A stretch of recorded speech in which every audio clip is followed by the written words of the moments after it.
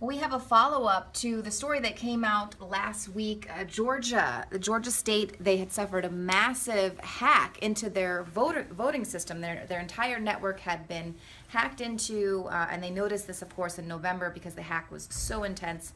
And so Georgia was really concerned. They wanted to know if the feds were behind the probe of their voter database. So now we have an update to this story, and the Secretary of State there can confirm that the cyber attacks were traced back to the Department of Homeland Security addresses. So there were 10 attacks that took place, and the Georgia Secretary of State is saying that there were 10 separate cyber attacks on the networks there, all traced back to the U.S. Department of Homeland Security addresses. And of course, now the Department of Homeland Security, they're doing an internal investigation. They're investigating themselves. They're going to work it all out. But right now the story is that it's just this rogue employee who just so happened to be working in the network, and maybe his computer was configured wrong, and so it made it appear as though they were being attacked, that there was a cyber attack going on.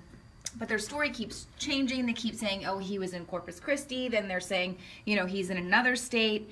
And the Secretary of State thinks that he was actually targeted because he refused to allow the feds to take control over their voting system. He said, you know what, Georgia's state-run election systems are already secure. We don't really think the feds should be involved in running our voting system here. And so he thinks that they were targeted because the attacks took place on, the timing was really tuned to voter registration deadline. The next one took place just before the primary. Another occurred in May, the day before the general primary.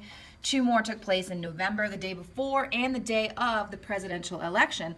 So the Secretary of State there in Georgia was saying, we think somebody was trying to prove a point. Like, hey, you should have really let the feds protect your election system. See, now you're getting hacked into. But here we're getting all of this fake news pouring out about how Russia has hacked into the election, that there's vulnerabilities here, foreign governments hacking in could have swayed the election, impacted the election, influenced our democracy here. Meanwhile, it's the Department of Homeland Security and these other agencies that are actually hacking in. And this is what we keep pointing out, is that they are continually guilty of what they are accusing others of. And so the fact that we now have the Georgia Secretary of State, he's coming out. Jay Johnson sent him a letter and said, you know what, we're doing the internal investigation, we'll take care of it. He's not happy with that. So the Georgia Secretary of State is now getting President-elect Donald Trump involved, and he's saying that he wants him to open up another investigation as well to make sure that they really actually get to the bottom of this, and this isn't just swept under the rug like pretty much everything else that happens in the Obama administration, the IRS targeting, etc.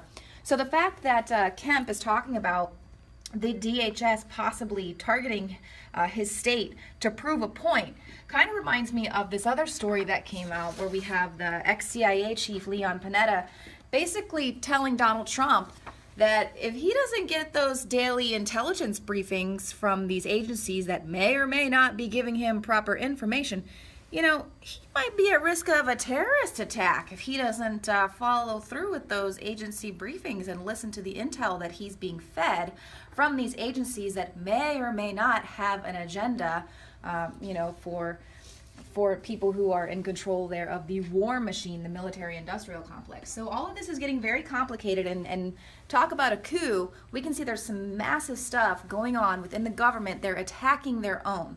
So stay tuned for more updates on this as they come out. I'm Leanne McAdoo reporting for Infowars.com.